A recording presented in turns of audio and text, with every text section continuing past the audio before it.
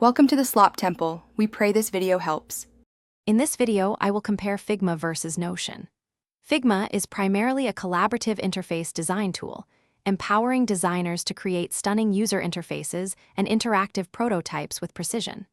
Notion, on the other hand, serves as an all-in-one workspace, perfect for managing notes, projects, and organizing knowledge across teams.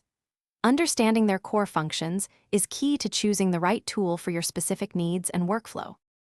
Figma excels with its robust vector editing capabilities, advanced prototyping features, and comprehensive design system creation, making it indispensable for UI/UX professionals.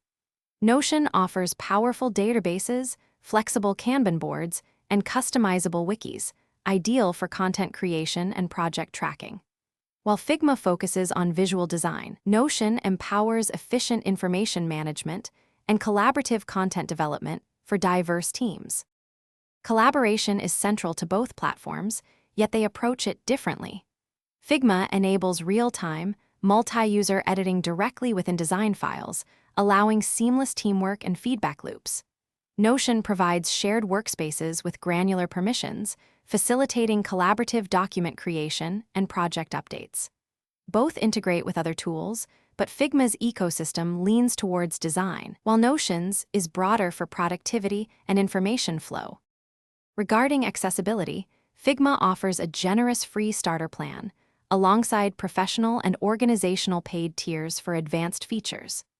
Notion also provides a free personal plan, with scalable paid options tailored for teams and enterprises of varying sizes.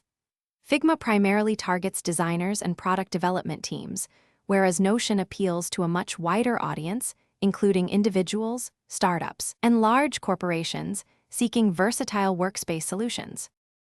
Thanks for watching. Consider subscribing if we helped you.